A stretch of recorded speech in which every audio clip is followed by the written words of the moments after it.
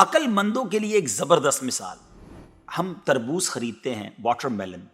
مثال کے طور پہ 5 کلو کا ایک تربوز ہم نے خریدا، اور جب اسے کھانے لگتے ہیں تو پہلے اس کا چھلکا اتارتے ہیں نا. 5 کلو میں سے کم از کم 1 کلو کا تو چھلکا نکل جاتا ہوگا، یعنی آلموسٹ 20%، 20% تو کم ہو جاتا ہے. مگر کیا کبھی ہمیں افسوس ہوتا ہے اس کا؟ کیا ہم سوچتے ہیں کہ ہم نے تو تربوز چھلکے کے ساتھ خریدا، چلو آج چھلکے کے ساتھ ہی کھا لیتے ہیں؟ ایسا نہیں کرتے نا. اسی طرح مالٹے کا بھی حال ہے کہ ہم خوشی خوشی سے اس کا چھلکا اتار دیتے ہیں، حالانکہ ہم نے چھلکے سمیت خریدا ہوتا ہے، مگر اس چھلکے کو پھینکتے ہوئے ہمیں کوئی تکلیف نہیں ہوتی. یہی حال مختلف پھل اور سبزیوں کا ہے.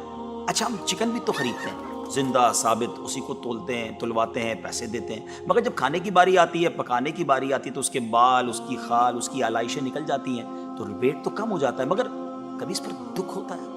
نہیں نا. تو پھر 40,000 میں سے 1,000 دینے پر، 1,00,000 میں سے صرف 2,500 دینے پر ہمیں کیوں بہت تکلیف ہوتی ہے؟ حالانکہ یہ صرف 2.5% تو بنتا ہے، یعنی 100 روپے میں سے صرف 2.5 روپے. یہ تربوز، کیلے، آم اور مالٹے کے چھلکے اور گٹلی سے تو بہت کم ہے نا. اسی تو زکوٰۃ فرمایا گیا. ہاں، ایک اور بات، سال میں ایک ہی بار دینا ہوتا ہے. مالٹے کا، تربوز کا تو ہر بار چھلکا اتارنا ہوتا ہے نا. یہ 100 روپے میں سے 2.5 روپے یا 1,00,000 میں سے 2,500 روپے سال میں ایک ہی بار دینا ہوتا ہے، اور اسی کو زکوٰۃ کہا گیا. کیا برکت والا کام ہے یہ. مال بھی پاک، ایمان بھی پاک، دل اور جسم بھی پاک، اور معاشرہ بھی خوشحال.